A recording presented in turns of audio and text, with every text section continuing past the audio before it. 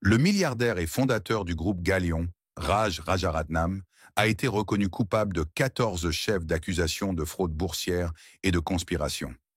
D'un baron de la drogue dont l'empire de 12,6 milliards de dollars s'est effondré à un homme d'affaires purgeant une peine stupéfiante de 110 ans, ces milliardaires ont appris à leurs dépens que l'argent ne peut pas acheter la liberté. Le milliardaire John Kapoor, âgé de 74 ans, a démissionné du conseil d'administration de son entreprise. Autrefois puissants et intouchables, ils vivent désormais derrière les barreaux, payant le prix de leurs crimes. Voici 12 des personnes les plus riches qui sont tombées en disgrâce et ont fini en cellule. Numéro 12, Alan Stanford. Alan Stanford, autrefois milliardaire et financier de haut vol, purge actuellement une peine de 110 ans de prison pour avoir orchestré l'un des plus grands systèmes de Ponzi de l'histoire. Son histoire est celle d'une ambition démesurée, de tromperie et d'une chute spectaculaire qui a secoué le monde de la finance. Stanford est né en 1950 à Mexia, au Texas, où il a grandi dans une famille modeste. Il a débuté dans l'immobilier et l'assurance avant de se tourner rapidement vers la banque offshore, où il bâtira son empire. Dans les années 1980, il a fondé la Stanford International Bank sur l'île caribéenne d'Antigua. C'est là qu'il a commencé à attirer des millions de dollars d'investisseurs du monde entier, séduits par la promesse de rendement élevé sur des certificats de dépôt, CD. Ces CD étaient commercialisés comme des investissements sûrs, avec des taux d'intérêt bien supérieurs à ceux des banques traditionnelles. Pendant des années, Stanford a profité de son empire frauduleux. Il menait une vie de luxe extravagant, voyageant en jet privé, vivant dans des demeures somptueuses et sponsorisant des événements prestigieux, comme des tournois de cricket dans les Caraïbes. Il a gagné en influence à Antigua, où son entreprise était basée, en effectuant d'importantes donations au gouvernement et à l'économie locale. Aux yeux du monde, Stanford apparaissait comme un homme d'affaires prospère et philanthrope. Mais derrière cette façade se cachait une gigantesque escroquerie.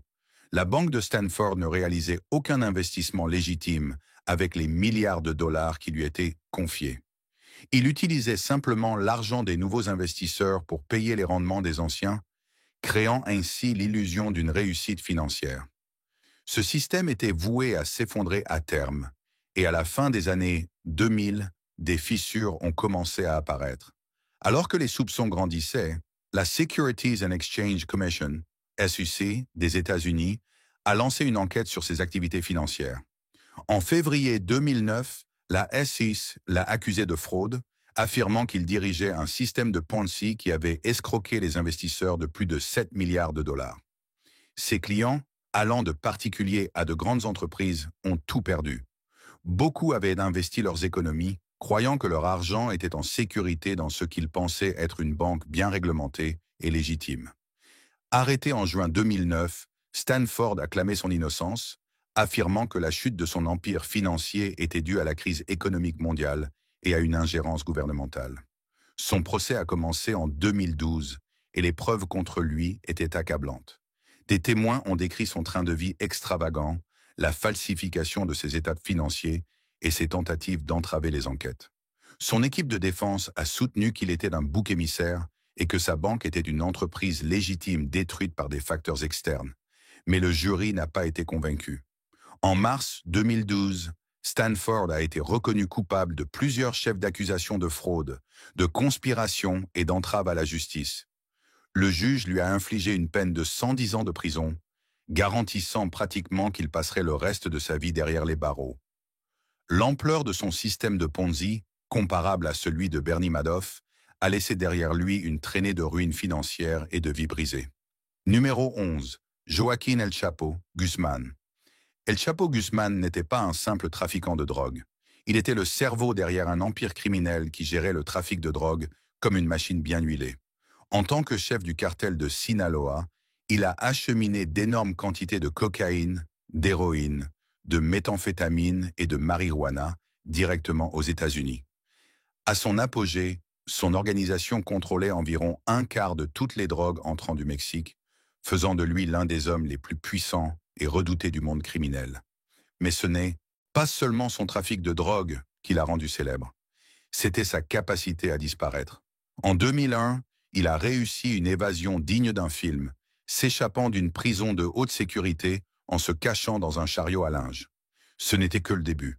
En 2014, après avoir été de nouveau capturé, il s'est évadé une fois de plus, cette fois par un tunnel de près d'1 kilomètre menant directement à sa cellule. Ce n'était pas un simple trou dans le sol. Il était équipé de lumière, d'un système de ventilation et même d'une moto sur rail pour accélérer son évasion. Il a ridiculisé les forces de l'ordre et pendant un moment, il semblait qu'aucune prison ne pouvait le retenir. Mais en 2016, sa chance a tourné. Sous la pression intense des États-Unis, le Mexique l'a extradé. En 2019, un tribunal de Brooklyn a mis son empire en lumière. Il a été reconnu coupable de trafic de drogue, de blanchiment d'argent et de direction d'une organisation criminelle. Le juge lui a ordonné de restituer 12,6 milliards de dollars, argent tiré de ses années d'activité illégale. Aujourd'hui, El Chapo est enfermé dans une cellule minuscule à l'ADX Florence, une prison de très haute sécurité au Colorado, connue pour accueillir les criminels les plus dangereux du monde.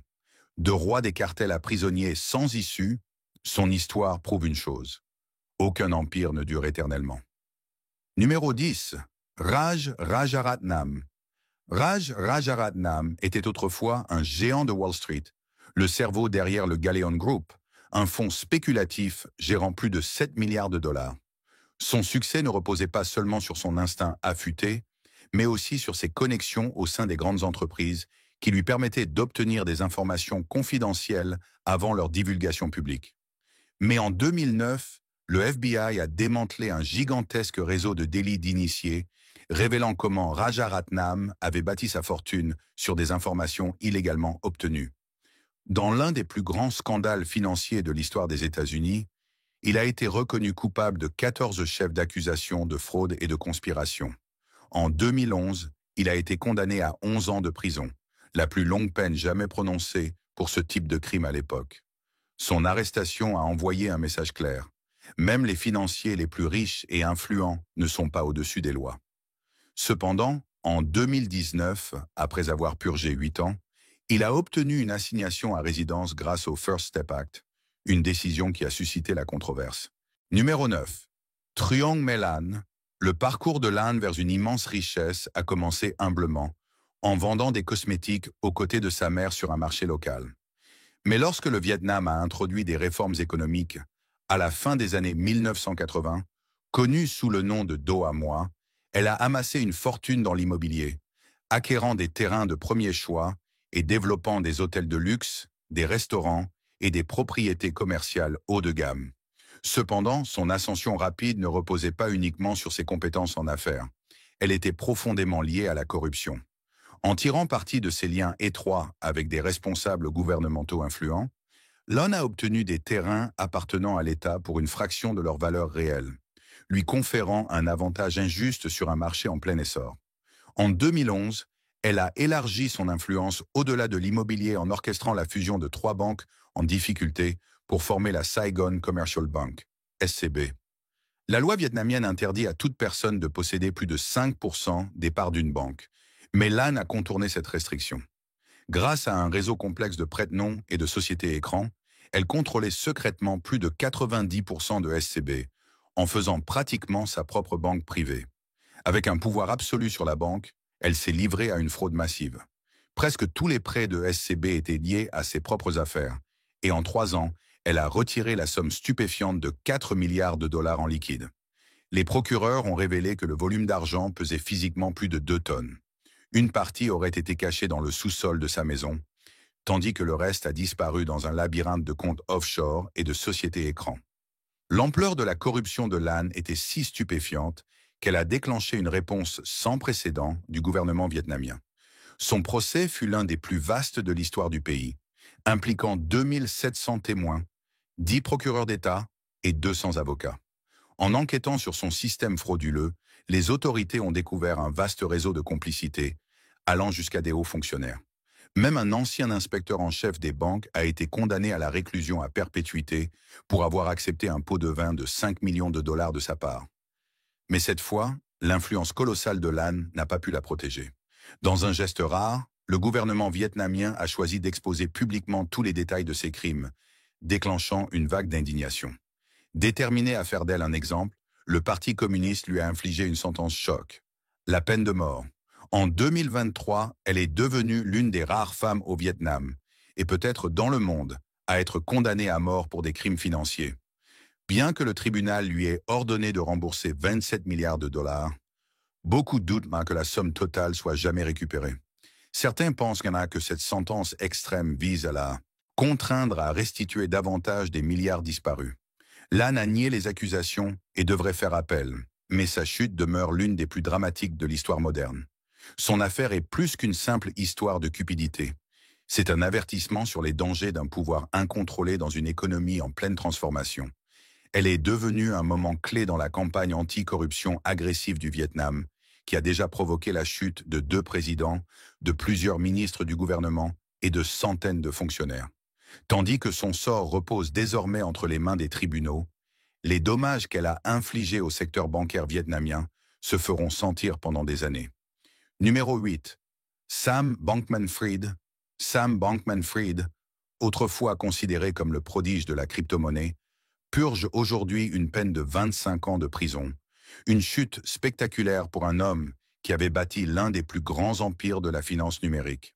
Surnommé SBF, il a fondé FTX, une plateforme d'échange de crypto-monnaies qui promettait de révolutionner la finance numérique. En quelques années seulement, il est devenu milliardaire, connu pour son apparence négligée et son mode de vie atypique, mais admiré pour son génie supposé dans la navigation du monde complexe des cryptos. Né dans une famille intellectuelle, ses 2 parents sont professeurs de droit à Stanford. Bankman-Fried semblait destiné à un avenir brillant. Il a étudié la physique et les mathématiques au prestigieux Massachusetts Institute of Technology, MIT. Après avoir travaillé brièvement dans une société de trading, il a lancé FTX en 2019, une plateforme permettant aux utilisateurs d'échanger des crypto-monnaies et des actifs numériques. Grâce à un marketing agressif et une interface conviviale, FTX est rapidement devenue l'une des principales plateformes d'échange de crypto au monde. Au sommet de son succès, SBF n'était pas seulement un milliardaire, mais aussi une célébrité médiatique. Il était régulièrement invité à des conférences de l'industrie et considéré comme une figure influente du monde des crypto-monnaies. Il était également un donateur majeur dans la sphère politique, versant d'importantes contributions aux candidats démocrates et républicains, renforçant ainsi son influence à Washington. Mais derrière cette image de succès, FTX cachait de graves problèmes. Fin 2022, les premières fissures sont apparues. Des rapports ont révélé que la société avait mal géré les fonds des clients, détournant des milliards de dollars vers Alameda Research, un fonds spéculatif fondé par SBF. Lorsque les clients ont voulu retirer leur argent, FTX s'est retrouvé incapable de répondre à ces demandes, entraînant l'effondrement brutal de la plateforme. Le monde financier a été sous le choc en découvrant que des milliards de dollars avaient disparu des comptes de FTX. En novembre 2022, l'entreprise a déposé le bilan et SBF a démissionné de son poste de PDG. Les régulateurs et les forces de l'ordre ont immédiatement lancé des enquêtes sur ces pratiques financières, révélant rapidement une fraude d'une ampleur sans précédent. L'affaire a mis en lumière un système de tromperie visant à induire en erreur les investisseurs et les clients, utilisant les fonds de ces derniers pour couvrir les pertes de trading d'Alameda Research, tout en maintenant l'illusion de la solvabilité de FTX. En décembre 2022, SBF a été arrêté aux Bahamas et extradé vers les États-Unis, où il a été inculpé de fraude, conspiration et blanchiment d'argent. Lors de son procès, les procureurs ont présenté des preuves accablantes démontrant comment SBF avait orchestré l'une des plus grandes fraudes de l'histoire financière. Les pertes totales pour les investisseurs et les clients dépassaient 8 milliards de dollars, ruinant financièrement des milliers de personnes. Malgré la tentative de son équipe de défense de le présenter comme un entrepreneur bien intentionné, ayant commis des erreurs, le jury l'a reconnu coupable sur tous les chefs d'accusation. En novembre 2023, SBF a été condamné à 25 ans de prison, mettant un terme à son règne dans le monde des crypto-monnaies. Numéro 7. John Kapoor. John Kapoor ne s'est pas contenté de diriger une entreprise pharmaceutique. Il a orchestré un vaste système frauduleux qui a mis des vies en danger dans le seul but de générer des profits. En tant que fondateur d'Ansys Therapeutics, il a bâti son empire sur la corruption, soudoyant des médecins pour qu'ils prescrivent massivement Subsys, un puissant spray à base de fentanyl, même lorsqu'il n'était pas nécessaire.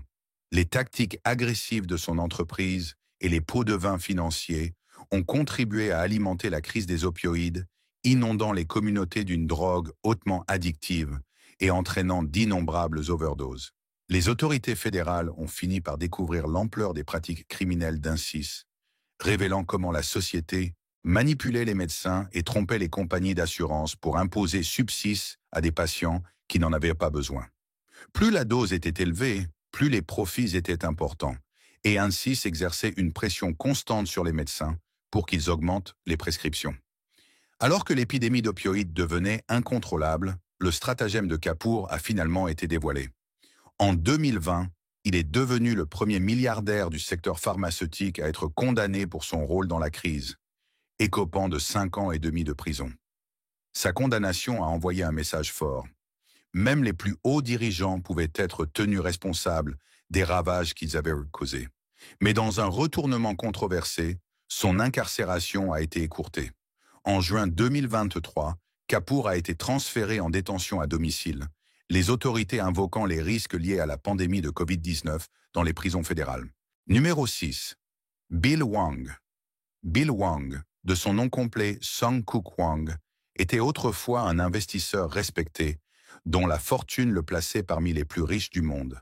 Il a construit sa carrière sous la tutelle de Julian Robertson, l'un des pionniers du secteur des fonds spéculatifs.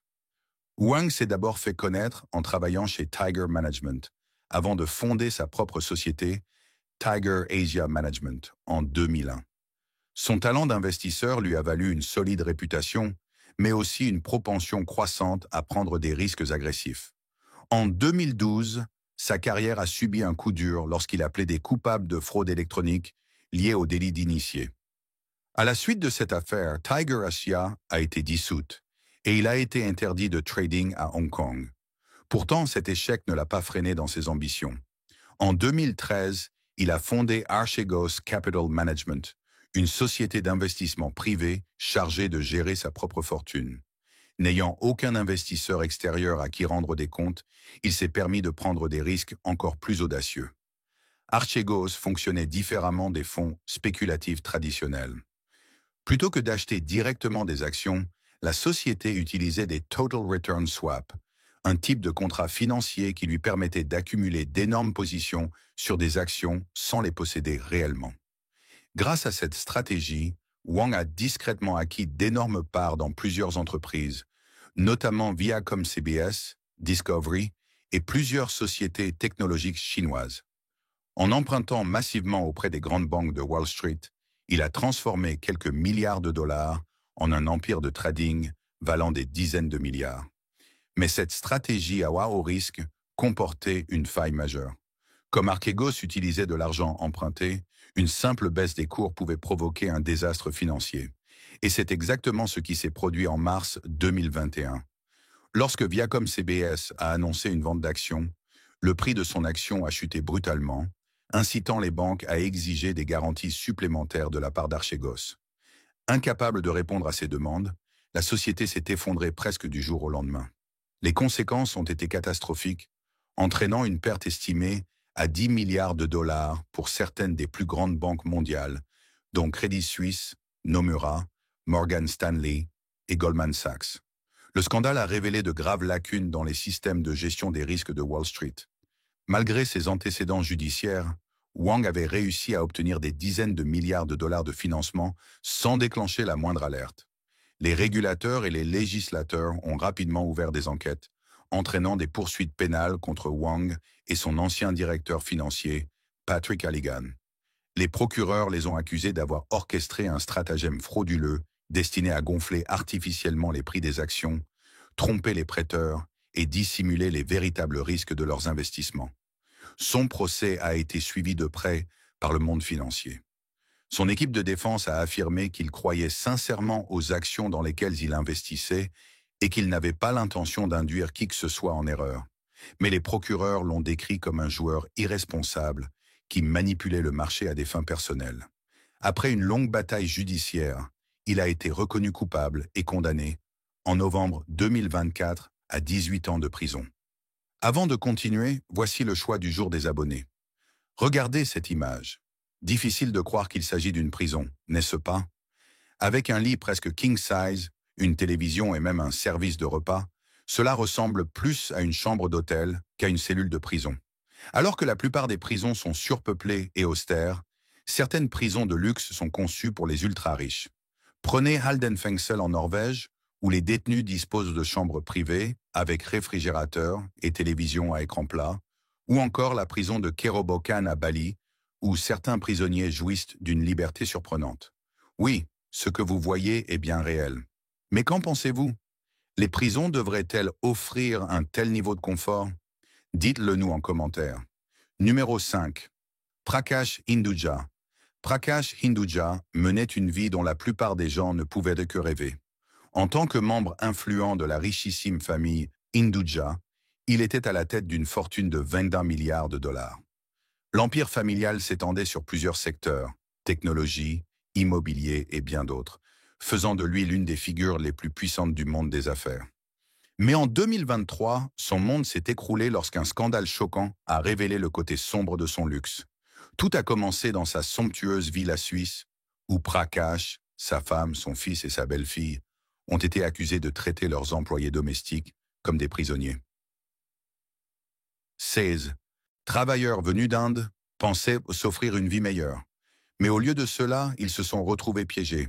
Leurs passeports leur ont été confisqués, ils ne pouvaient pas quitter la résidence et travailler jusqu'à 18 heures par jour. Leur maigre salaire était envoyé sur des comptes bancaires indiens auxquels ils n'avaient même pas accès en Suisse. Certains dormaient là à même le sol dans des sous-sols sans confort. Au début, ces accusations n'étaient que des rumeurs. Mais la vérité a fini par éclater, entraînant un véritable séisme judiciaire. La famille a été confrontée à de graves accusations, notamment celle de traite d'êtres humains. Finalement, les charges les plus lourdes ont été abandonnées, mais ils ont tout de même été reconnus coupables d'exploitation de travailleurs. Le tribunal a prononcé des peines de prison allant de 4 à 4 ans et demi. Même lorsque les avocats de Prakash ont plaidé pour son mauvais état de santé, les juges sont restés inflexibles. Pour ne rien arranger, la justice a également saisi une partie de la fortune familiale, notamment des bijoux rares, pour couvrir d'éventuelles pénalités. Pour un homme qui avait toujours vécu dans le luxe et le pouvoir, cette chute fut brutale. Le monde qui l'admirait autrefois le voyait désormais sous un tout autre jour. Numéro 4. Elizabeth Holmes. Elizabeth Holmes n'était pas une simple fondatrice de start-up.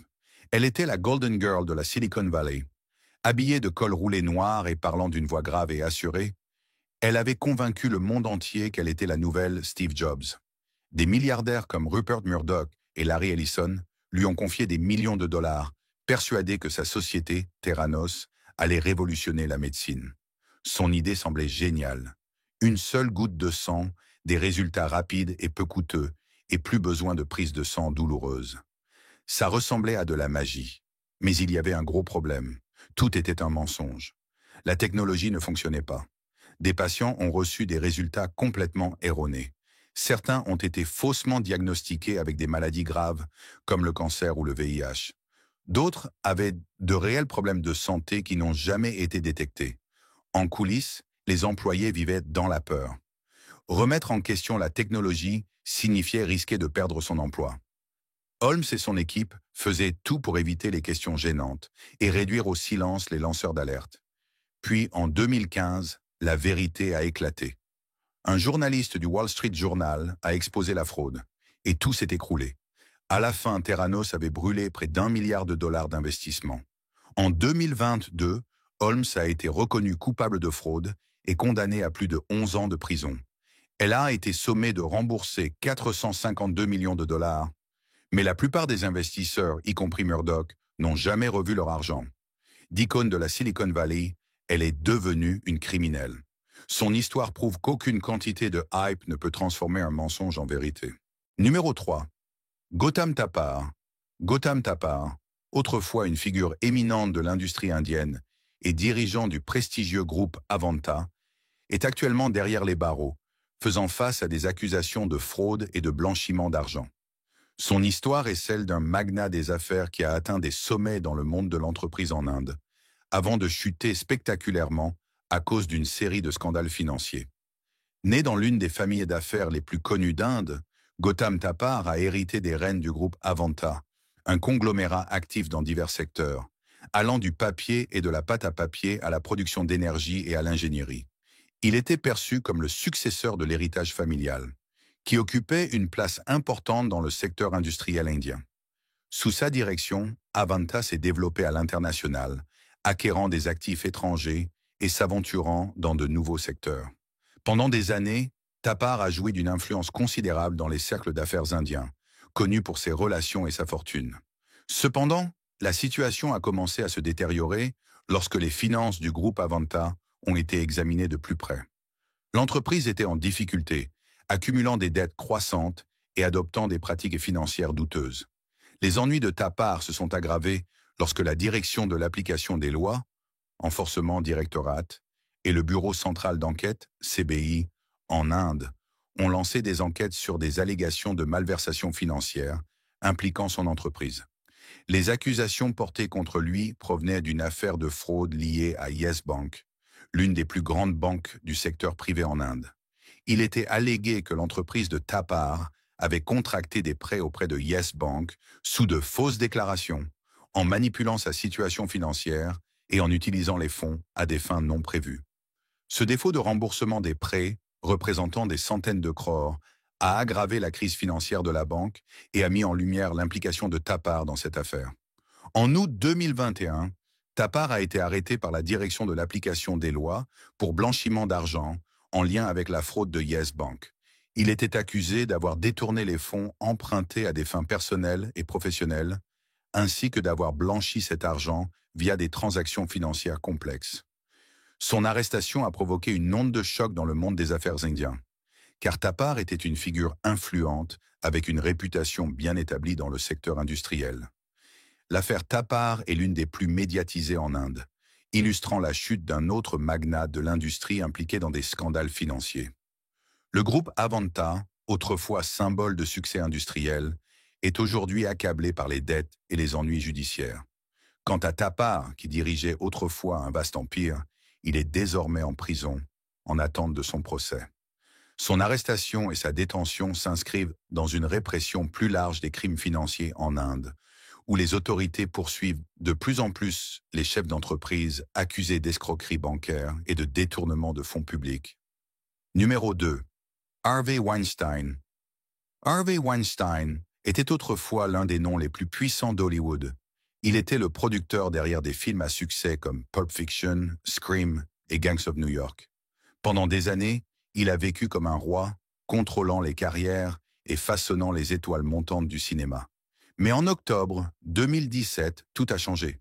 Les premières accusations ont émergé, puis ce fut un véritable raz-de-marée. De nombreuses femmes ont pris la parole, révélant comment Weinstein avait abusé de son pouvoir pour exploiter des actrices, des assistantes et d'autres employés du secteur.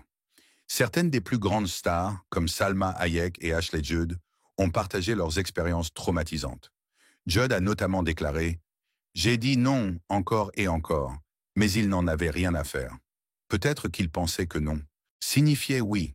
Peut-être que cela l'excitait même. Le monde entier a pris conscience de l'ampleur de ses abus, et le passé de Weinstein l'a finalement rattrapé. En quelques mois, son empire s'est effondré. Il a été exclu du syndicat des producteurs, évincé de sa propre entreprise et blacklisté par l'industrie du cinéma. Puis, les batailles judiciaires ont commencé. En 2020, un tribunal de New York l'a reconnu coupable de viol au 3e degré et l'a condamné à 23 ans de prison. 2 ans plus tard, la justice californienne l'a frappé d'une nouvelle peine de 16 ans. Même si sa condamnation à New York a été annulée en 2024, à 72 ans, Weinstein n'est pas près de retrouver la liberté. Il est passé du sommet d'Hollywood à l'ombre d'une cellule, probablement pour le reste de ses jours. Sa chute n'a pas seulement marqué sa propre disgrâce, mais a également déclenché une prise de conscience majeure dans toute l'industrie. Numéro 1. Todd et Julie Chrisley. Todd et Julie Chrisley se sont fait un nom grâce à leur émission de télé-réalité à succès, Chrisley Knows Best. Ils semblaient tout avoir, de somptueuses maisons, des vêtements luxueux et une vie de famille parfaite que des millions de spectateurs suivaient avec enthousiasme. Mais derrière les caméras, la réalité était tout autre. En 2019, la vérité a commencé à émerger. Les agents fédéraux ont frappé à leur porte, les accusant d'avoir menti aux banques, caché de l'argent et fraudé le fisc pendant des années. Selon les enquêteurs, ils auraient falsifié des demandes de prêts pour obtenir des millions de dollars, tout en dissimulant les revenus générés par leur émission de télé-réalité. Pour un couple qui a bâti sa fortune en affichant son opulence, l'ironie était flagrante. Le procès a duré plusieurs années, mais en juin 2022, le verdict est tombé. Coupable. Les preuves étaient accablantes. Leur style de vie luxueux reposait sur une fraude massive. En novembre de la même année, Todd a été condamné à 12 ans de prison et Julie à 7 ans. En plus de cela, ils ont été contraints de rembourser des millions de dollars au gouvernement. Aujourd'hui, au lieu de tapis rouges et de vêtements de marque, les Chrisley portent des uniformes de prison dans des établissements pénitentiaires distincts. Ils continuent de clamer leur innocence et de faire appel de leur condamnation, mais jusqu'à présent, rien n'a changé. Ceux qui divertissaient autrefois l'Amérique avec leur vie glamour sont maintenant confrontés à une réalité bien différente, qu'ils n'avaient sans doute jamais imaginée. Merci d'avoir regardé. On se retrouve dans la prochaine vidéo.